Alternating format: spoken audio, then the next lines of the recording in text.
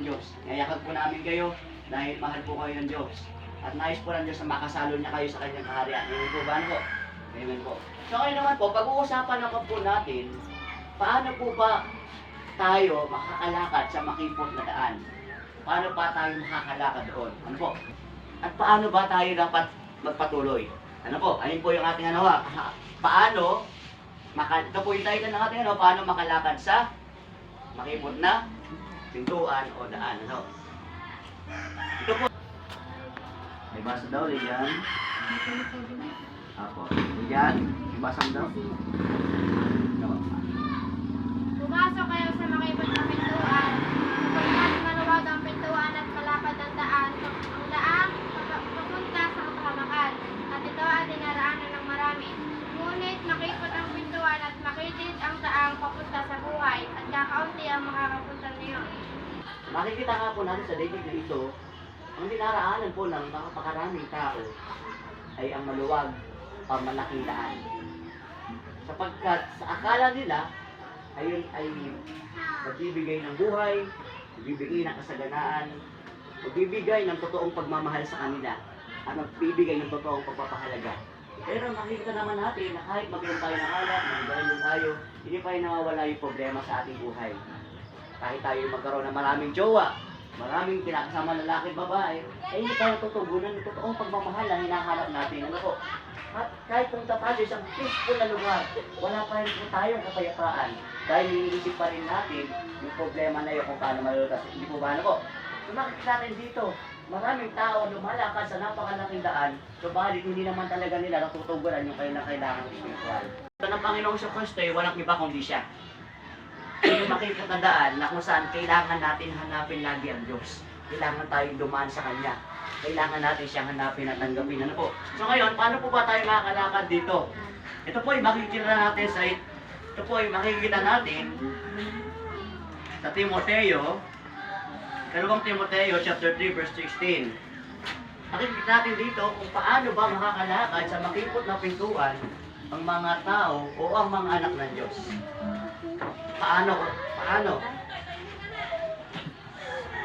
Una nga po, sabi ko doon, makakalakad tayo sa makipot ng pintuan kung totoo mong tinanggap si Yesu Kristo. No? Hanggang 17 ka? 16. Nasaan?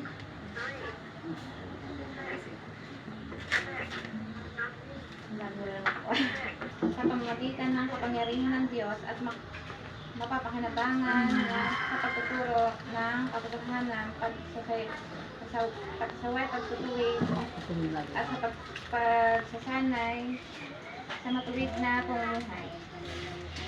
Yan. Makikita natin dyan, sinabi niya Apostol Pablo sa Timoteo, ang salita ng Diyos sa matuwid na pamumuhay. Dapat na lang po. Yeah, yes, po. Kaya makikita po natin dito, sa binasa natin, sinabi ni Apostol Pablo, na Apostol Paul kay Timoteo na ang salita ng Diyos ay kinasihan ng Diyos at nagagamit sa pagtuturo ng katotohanan, pagkatama ng mali, pagtuwid, at pagkisanay sa matuwid na pamumuhay. Sa nabasa natin dito, pero bago natin ipagpatuloy, ang Biblia po ay kinasihan ng Diyos. Ang pahayag ng mga propeta ay hindi nagmula sa kalooban ng tao, kundi ito'y galing sa Diyos, at pinahayag ng mga tao na sa ilalim ng banal na Espiritu.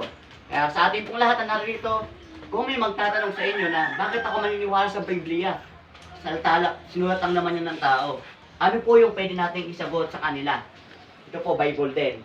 Ang sabi po sa 2 Pedro, chapter 1, verse 21, ang pahayag ng mga propeta ay hindi nagmula sa kalooban ng tao, kundi galing daw sa Diyos, at pinahayag ng mga tao na sa ilalim ng banal na Espiritu. Ibig sabihin, ang Biblia ay sinulat po ng tao. Pero sino po ang nagpasulat? Ang Diyos. Basta, ang mga nagsulat po ba nito ay basta-basta tao lang? Hindi. Ang mga tumulat po ng Biblia, ito po yung mga taong lingkod ng Diyos.